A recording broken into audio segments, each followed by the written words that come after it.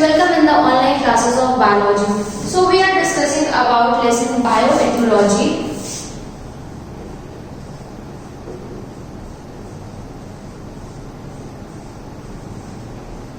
And today we are going to start a new topic of this chapter, which is process of recombinant DNA technology. Process of recombinant DNA technology. So, as I told you in the previous lecture also that there are several steps involved in the process of recombinant DNA technology. The first step is isolation of DNA, second is cutting of DNA at specific location, third amplification of gene, fourth insertion of rDNA, fifth obtaining desirable gene product, and sixth downstream processing. So today we will discuss only three steps of process of recombinant DNA technology. So the first process is isolation of DNA, which we are going to discuss. Very first is that isolation of DNA, that means make that DNA separate from other things. So the very first step is isolation of DNA.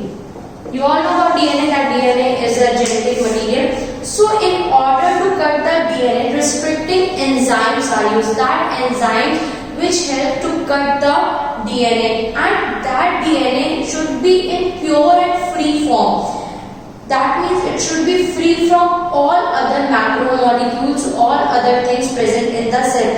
And because the DNA is enclosed within the membrane, first of all we have to break the cell, and then when cell is break, then only DNA is released, macromolecules are released, and everything is released out, such as RNA, proteins, polysaccharides, lipids, etc. And this can be achieved by treating bacterial cells or plant or animal tissues with enzymes. So the first of all we have to use enzymes for this, and the enzyme is lysozyme. The first thing which we have to use is the enzyme called lysozyme, which is a bacteria, and also cellulase, which is a plant cell. These things are used, and also chitinase, which is a fungus. Chitinase is also very important for this process. This is used, and with the help of these things, with this enzyme, with this plant cell, and with this fungus, first of all we have to break that cell, and after breaking that cell, after that making all the things coming out from the cell, the second thing which we have to do is the removal of RNA, and that RNA will be removed with the treatment with ribonuclease. RNA is removed with the help of ribonuclease. So students, the first thing that is done is enzymes are used to break the wall and to remove all the processes out from the cell, all the things out from the cell. After that, to break the RNA or to remove the RNA, ribonuclease is used to make it separate and to remove that RNA. After that, proteins are also there in the cell, and the digestion of proteins is also important. So proteins should also be removed or digested, and these are removed or digested with the help of protease. These are done with the help of protease. Now RNA is removed, protein is removed. Now remaining other molecules can be also removed. Appropriate treatments and purified DNA ultimately precipitates out only after the addition of chilled ethanol. The last thing which we have to use is the use of ethanol. And with the help of ethanol, DNA can be extracted out. So DNA should be isolated from the cell, but DNA is present inside the membrane. To break that membrane, we have to use enzymes like lysozyme, cellulase, chitinase. These are used to break the wall of that. And after that, RNA is also present there. So to remove RNA from there, ribonuclease is used, and after that proteins are also there. So for the digestion of proteins, protease are used, and still to remove other macromolecules and to become DNA separated, chilled ethanol is used so that DNA can be extracted out from there. So this is the first step, which is called isolation of DNA. This isolation of DNA is done by different kinds of enzyme. Now after the isolation of DNA, second process came, which is cutting of DNA. Cutting of DNA. This cutting of DNA is done at specific locations, and with this cutting, formation of recombinant DNA also occurs in this step. So restriction enzyme digestions are performed by incubating purified DNA molecules with the restriction enzymes at the optimal conditions for that specific enzyme. And the very important method which is done in this process is agarose gel electrophoresis. Is agarose gel electrophoresis. The gel electrophoresis which we discussed in our previous lecture, that technique is used here for the cutting of DNA, and that is done to check the progression of a restriction enzyme digestion. And then the joining of DNA involves several processes. After having the cut, the source DNA as well as the vector DNA with a specific restriction enzyme, the cut of gene of interest from the source DNA and the cut vector are mixed and ligases are added. This results in the formation of recombinant DNA or chimeric DNA.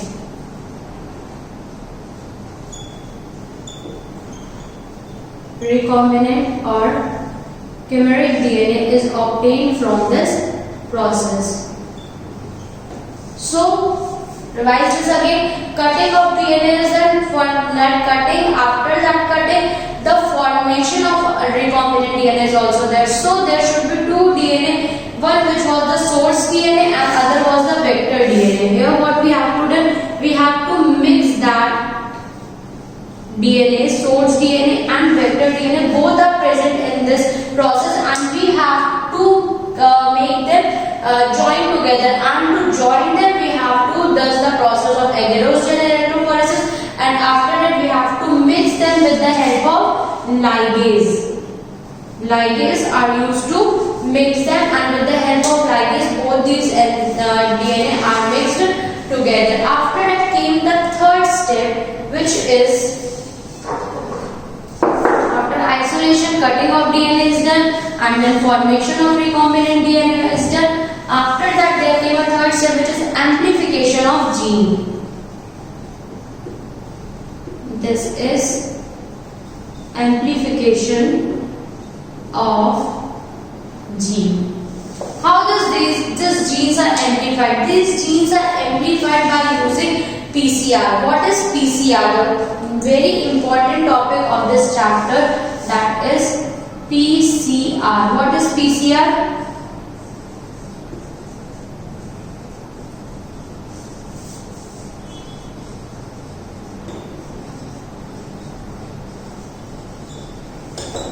PCR is polymerase chain reaction, and this is a technique which is used for synthesizing multiple copies of desired gene or DNA. With the help of PCR, with the help of polymerase chain reaction, we can get desired copies as much as we can copies of DNA. And this technique is very important, which is discovered by Kary Mullis.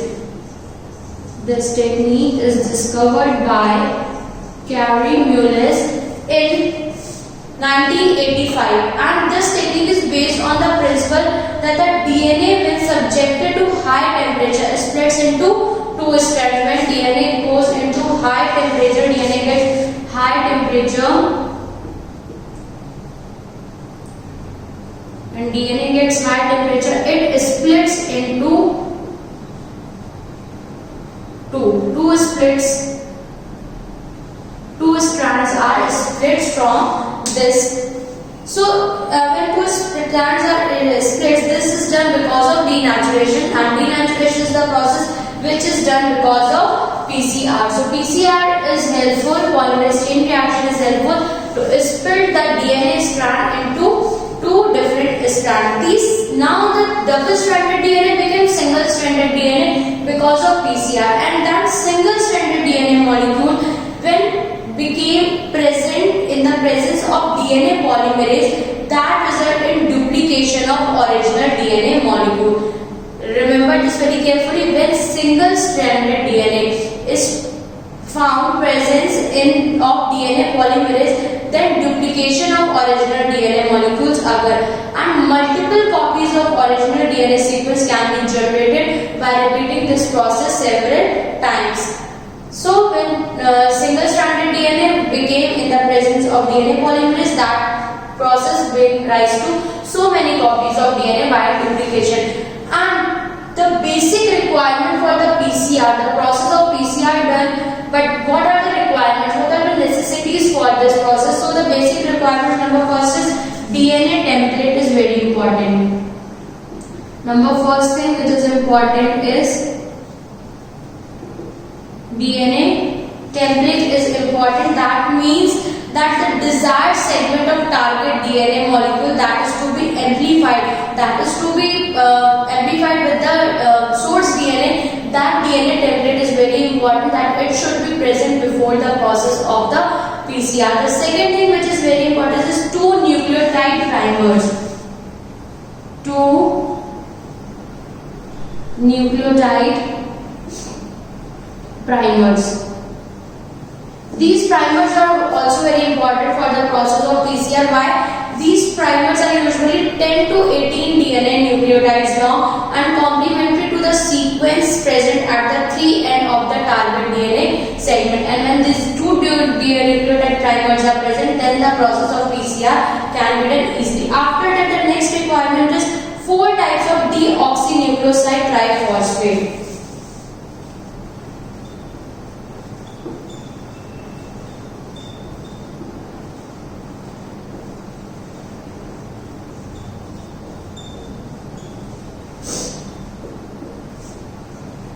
There 4 types are important. The 4 types are DATP, DTTP, DCTP and also DGTP. All the 4 types are required for the process, and the last requirement for the PCR is the presence of enzymes. Different kinds of enzymes are the basic requirement for the process of biotechnology. So enzymes like DNA polymerase enzyme, isolated from a bacterium, Thermus aquaticus, stable at high temperature, is required for the denaturation of DNA. The process of denaturation which is done under amplification of gene. So for the process of PCR, these things are very important. So the first 3 processes are isolation of DNA, which is done by different types of enzymes, after cutting of DNA, and after amplification of DNA, which is done by the PCR method. So we have done 3 major steps of this, and then we will discuss about procedure of PCR in our next class. That's all for today. Thank you.